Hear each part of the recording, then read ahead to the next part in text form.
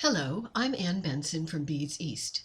I've just dressed up my iPad, and I'd love to show you just how easy it is to do. And though we're making this specifically for an iPad, you can adapt these directions to a tablet of almost any size.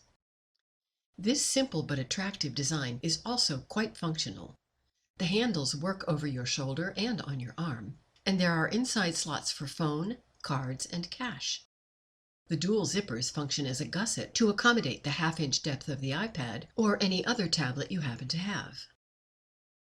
I made my front cover in bead point, a combination of needlepoint and beads, but you can use a beautiful woven or tapestry fabric, an embroidery, a quilted piece, or anything that can be cut, shaped, or sewn.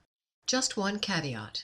Knitted materials and wovens used on the bias may tend to sag, so avoid knits and position wovens on the straight grain.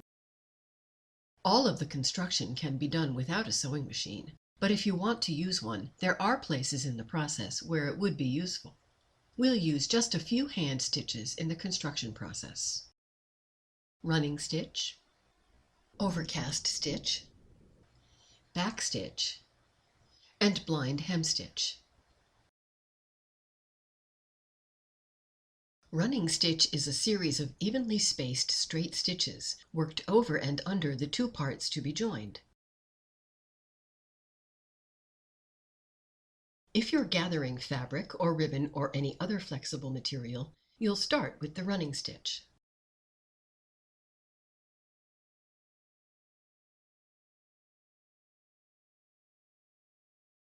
The overcast stitch is great for tacking one layer to another, and, since it's not particularly attractive, is mostly used in situations where it will later be covered. It's strong and adaptable to curves, and extremely useful in basic construction.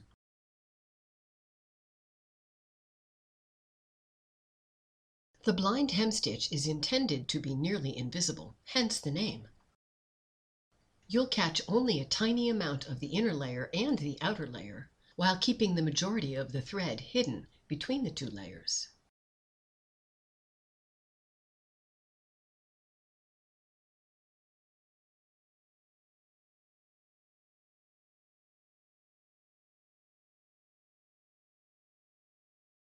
In backstitch, you bring your thread up, then scoop forward from behind that emergence point.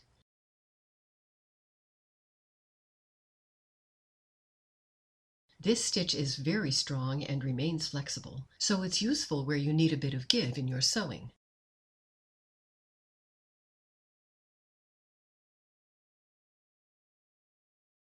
Let's take a look at what you'll need beyond the outside cover material.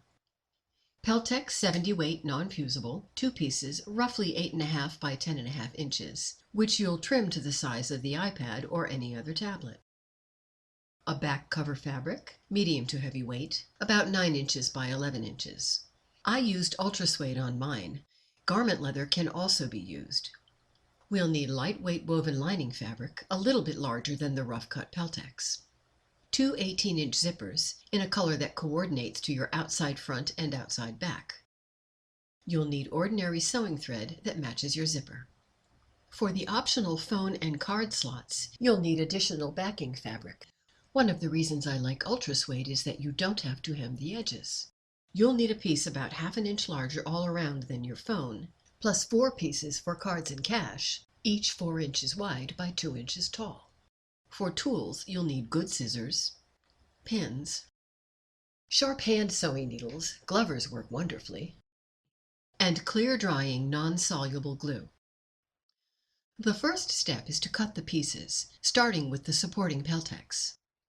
Place your iPad or tablet flat side down on the Peltex and trace around it with a ballpoint pen or a fine point marker. If you get marker color on the edge of the tablet, you can easily remove it with a cotton swab dipped in a bit of nail polish remover. And if you're making this as a gift for someone and don't have an iPad for tracing purposes, the Peltex pieces should measure 9 3/4 by 7.5 inches, with the corners slightly rounded. Since the handles are optional, we'll talk about the required materials when it comes time to add them.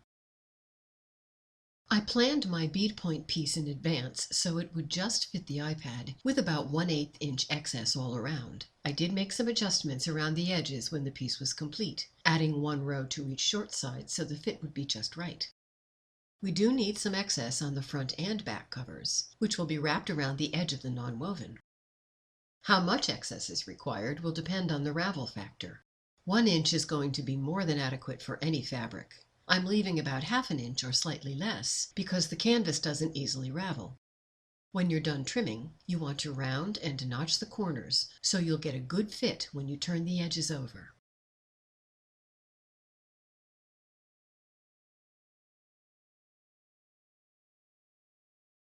Cut the material for the back cover in the same manner as for the front cover, again allowing excess for fold over around the peltex. Cut 2 identical pieces of lining fabric with excess, again rounding and notching the corners. You'll probably find that you need to adjust the lining when you insert it. Different fabrics do have different amounts of give. We'll make those adjustments when we start to sew it in place. Cut the phone holder 1/2 inch larger on the sides and bottom, and even with the top edge of your phone. Cut the card and cash holders to a size of 2 inches by 4 inches.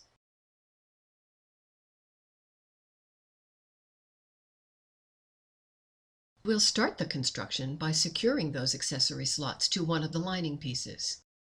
Lay the pieces out so there is at least 1 inch from the fold point all around. You can determine this by laying the lining on top of one of the cut peltex pieces and pinning it around the edge temporarily. Pin the parts to the lining without catching the peltex. Before sewing the phone slot, adjust its position with the phone in place. Round off the bottom corners a little. Use a fine running stitch. Start sewing at the bottom center and gather the corner slightly by bunching it. Continue up the side until you reach the top. Make an overcast stitch at the top edge for strength. Repeat this in mirror image to finish off the phone slot. This, by the way, is one of the construction steps that can easily and effectively be done with a sewing machine. For the card and cash slots, I sewed the bottom edge of each one, layering them over each other with the appropriate spacing. When all 4 slots were secured at the bottom, I worked up the sides. Now the accessory side of the lining is complete.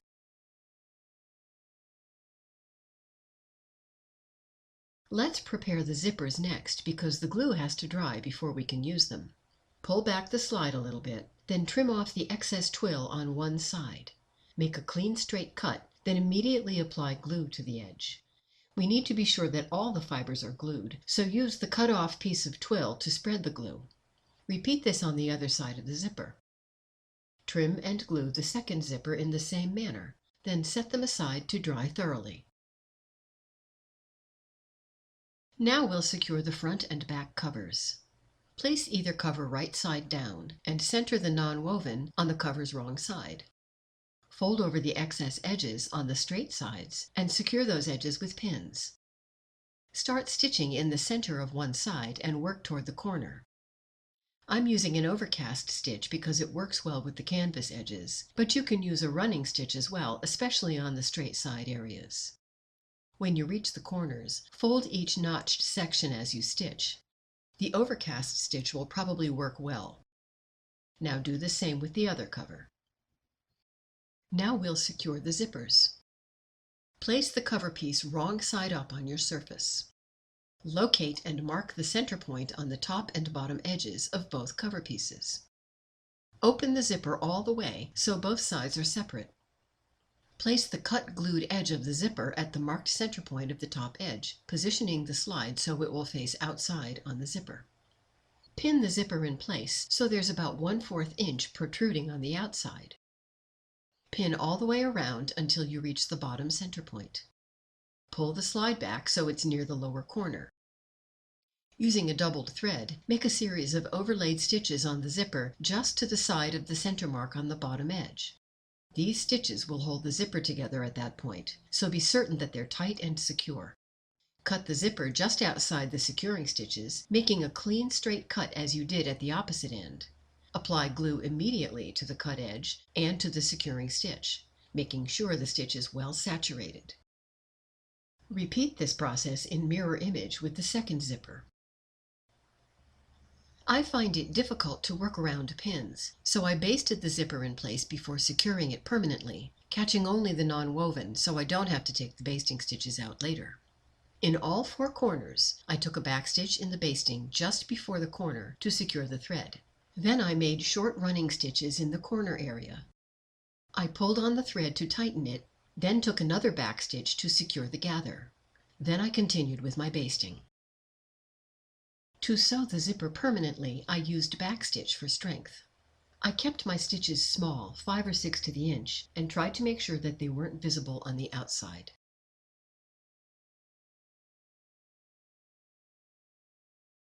If you want to add handles, it's a good idea to sew them in place now before you add the linings. That way you can stitch through all the layers on the front and the back without having to worry about the stitches showing in the lining. You can use commercially made handles if you can find a complementary color and design.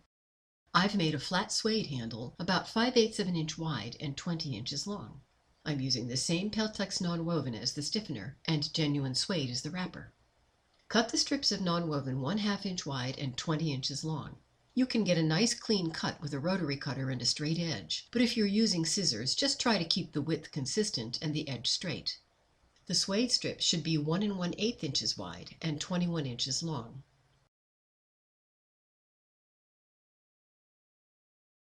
I'm going to use a simple overcast stitch to draw in the edges of the suede down the center of the strip. This will be the inside of the handle. If you use a well-coordinated thread color, you won't really see these stitches.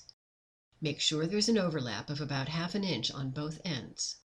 Notch the corners on the suede and fold the ends under, tucking in the excess so it won't be visible when you attach the handle. Position the handle so the outer edge is about 1 1/4 inches from the side edge of the cover on both sides. Align the attachment points so they're in the same position on the front and back covers. Stitch through the cover materials in the non-woven several times to secure the handle. Come up through the suede, and when you run your needle back through again, put the needle point right on the emergence point of the thread. When you pull back through, the stitch will seem to disappear. If there's a mark on the suede, rough it up with your fingernail and the spot will be less visible. Now it's time to sew in the linings, and as I mentioned when we first cut them, the lining pieces may need to be adjusted for a good fit. The piece with the accessory slots should be attached to the back cover of the case. Place it on the back cover so the wrong sides are together. Fold the straight edges under so you're just covering the stitches that hold the zipper. Pin the lining in place. Use a blind hem stitch to sew the lining over the zipper. I like to pay special attention to the stitching in the corners to create a really professional look. When you're fitting the lining onto the zipper at the corners, bend the corner outward to get a good fit.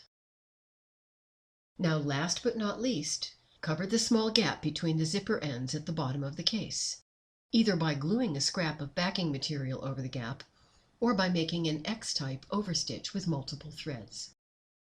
Now enjoy your case! Be sure to visit beadseast.com for some of the materials you'll need to create your own case. This is Ann Benson. Thanks for sharing this time with me, and please come back soon.